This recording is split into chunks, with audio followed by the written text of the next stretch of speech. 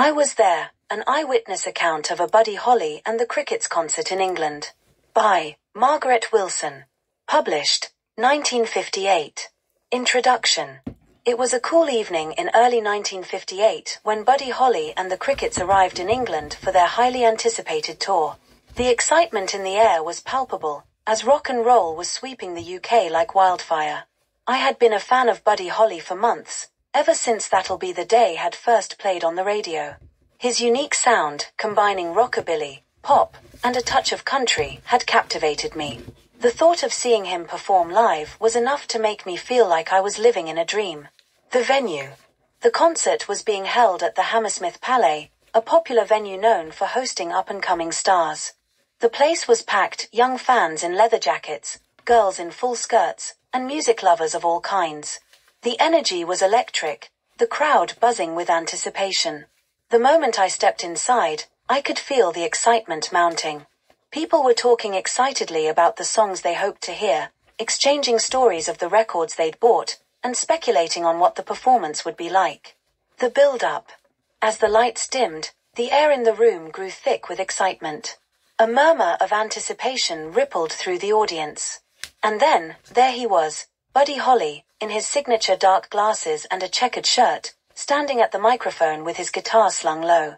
The Crickets, his backing band, took their places on stage as the crowd erupted into cheers and applause. The opening. Buddy opened the set with That'll Be the Day, his infectious smile lighting up the stage. The unmistakable twang of his guitar, combined with his unmistakable voice, immediately swept the crowd off their feet. As the song built to its energetic climax, the audience joined in, clapping and singing along. The room was alive, vibrating with the energy that only Buddy Holly and his band could generate. The crowd's reaction.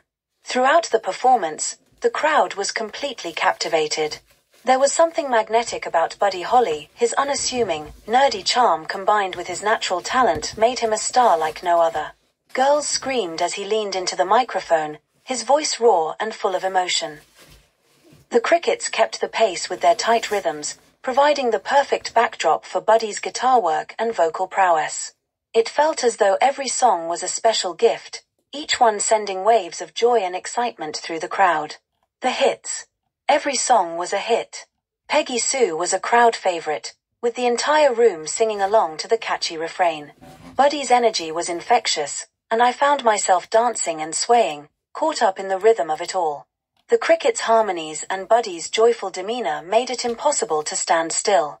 As they played Oh, Boy, the excitement in the room reached a fever pitch. The tempo quickened, and the room seemed to pulse with the driving beat.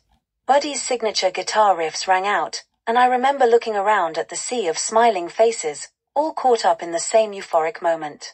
A unique moment. One of the most memorable moments of the concert happened during Maybe Baby.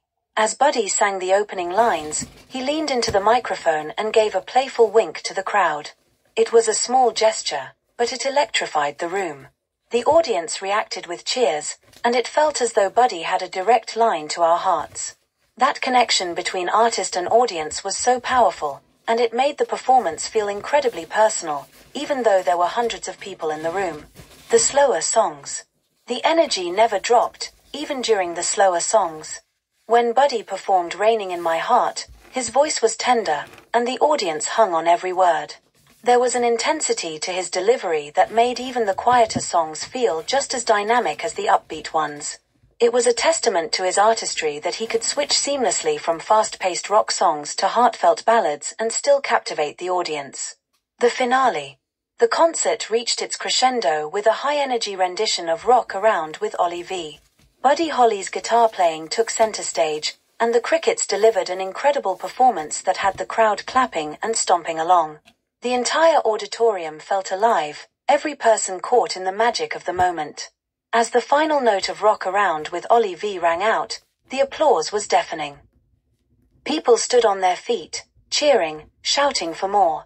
Buddy Holly and the Crickets returned for an encore, performing Not Fade Away, a song that seemed to sum up the energy of the entire evening. The crowd was wild, but there was also a deep appreciation for the music that had made us all feel so alive. After the show, as we filed out of the venue, There was a collective buzz of excitement in the air. People were still talking about the performance, recounting their favorite moments and marveling at Buddy's charm and talent. The atmosphere was almost dreamlike. It felt as though we had all experienced something truly special, and the magic of rock and roll had been brought to life right in front of us. Reflections. Looking back on that night, it's clear that Buddy Holly was not just a musician, but a phenomenon. He had this rare ability to connect with people on a deep, personal level. His music was joyful, passionate, and full of life, and when you were there, in that room, it felt as though you were part of something larger than yourself. His legacy continues to live on, not just through his songs but through the feeling he created in those who were lucky enough to witness his genius. In 1958, at that concert in England, Buddy Holly and the Crickets didn't just perform, they made history. And I was there to witness it.